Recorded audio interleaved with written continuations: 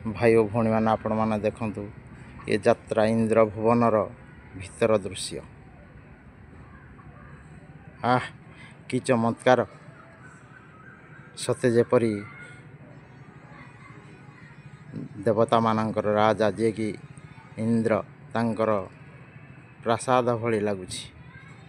कि सुंदर चमत्कार देखंतु। आपण माने जब भी शुणवे जो क्योंकि इंद्र भुवन तार नाटक परिवेषण कर निश्चित भाव जा नाटकटी को देखंतु एवं तार भीतर दृश्य को अवलोकन करंतु। आपण मानको चतुर्पार्श्व को विजुअल देखौछि। आपण माने देखंतु तार ऊपर पार्श्वटी को देखंतु। बड़ चमत्कार, अति सुंदर देखंतु।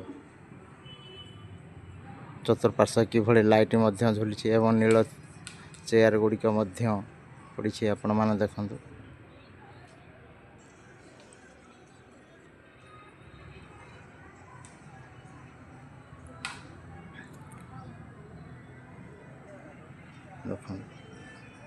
ये हूँ तार मुख्य स्टेज। आपण माने देखि पारथि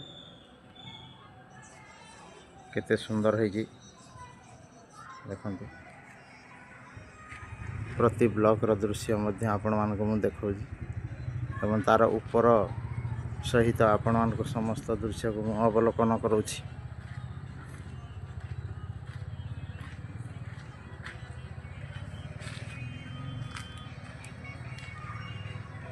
देखंतु ये हूँ गोटे ब्लॉक आज्ञा। देखो तार ये तो लाइट सब लगी चतुर्पार्श्व लाइट लगुच कला लाइट कला कलर दिखाई। देखो आज्ञा लाइट गुड़िक कंप्यूटर लाइट गुड़िक सब झुलुची। ये देखो ये ब्लॉकटा ऊपर आड़ू आपण मैंने देखी आणतु। धीरे धीरे धीरे धीरे देखंतु केते सुंदर।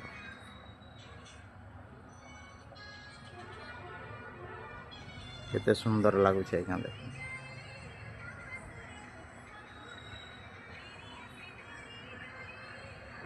बर्तमान अन्य ब्लॉक टी को मध्य आपण मानको मु देखौछि।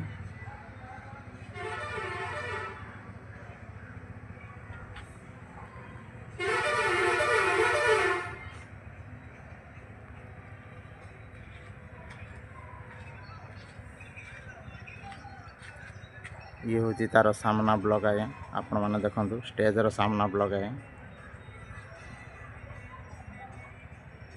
एठारे बहुत बड़ बड़ कलाकार सब निजर कला प्रदर्शन करथांती आज्ञा। खूब सुंदर नाटक मध्यम परिवेषण करथांती आज्ञा।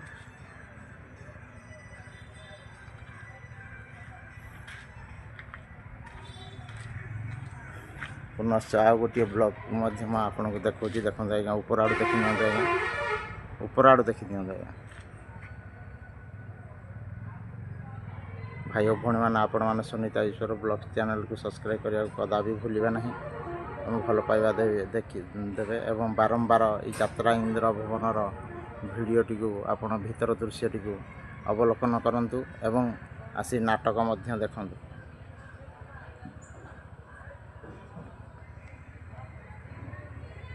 तलू आ थे आपण मानको देखे नहीं जाउची।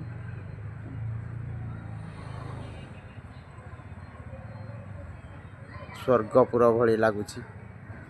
सते जेपरी इंद्र राजा यही स्वर्ग पर विराजमान करछंती एवं रहिछंती।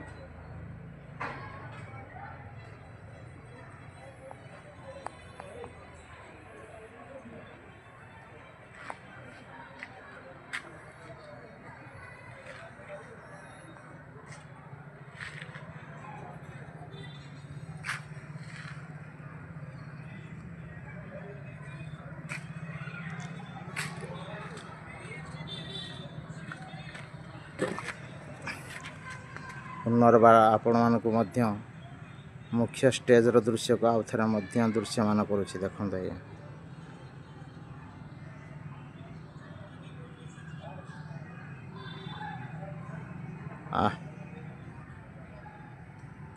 जेते देखिले मध्य मन बिल्कुल बुझिबा नहीं। सर्वदा आकर्षित हेउछि यार दृश्य देखिया पई एवं नाटक को मध्य मन अपेक्षा करुछि किपरि नाटकटी को मन देखंती कि अति चमत्कार। ଆପଣମାନଙ୍କୁ ପୁନର୍ବାର ଦୃଶ୍ୟମାନ କରୁଛି ଭିତର ଦୃଶ୍ୟ। ଆସନ୍ତୁ ଆପଣମାନେ ସମସ୍ତେ ଆମେ ମିଶି ନାଟକ ଦେଖିବା। ଯାତ୍ରା ଇନ୍ଦ୍ରଭୁବନ, ଯାତ୍ରା ଇନ୍ଦ୍ରଭୁବନ। ଦେଖନ୍ତୁ ପୁନର୍ବାର ଦେଖନ୍ତୁ ସେଇ ଯେଉଁ ହଳଦିଆ କଲର୍ ଲାଗିଥିବା ଘେର ଗୁଡ଼ିକ ଆପଣମାନେ ଦେଖନ୍ତୁ କେତେ ସୁନ୍ଦର ନ ହୋଇଛି। କି ଚମତ୍କାର!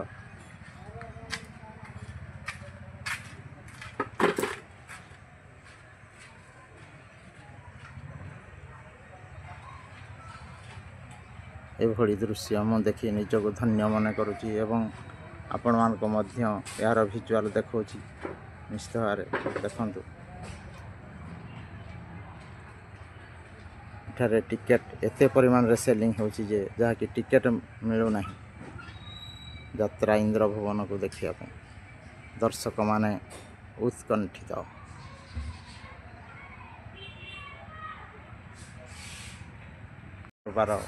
ଉପରୁ ପୁଣି ତଳକୁ ଆପଣମାନଙ୍କୁ ଦୃଶ୍ୟମାନ କରାଉଛି ସାଇଡ୍ ଦୃଶ୍ୟ। ଦେଖନ୍ତୁ ଆଜ୍ଞା।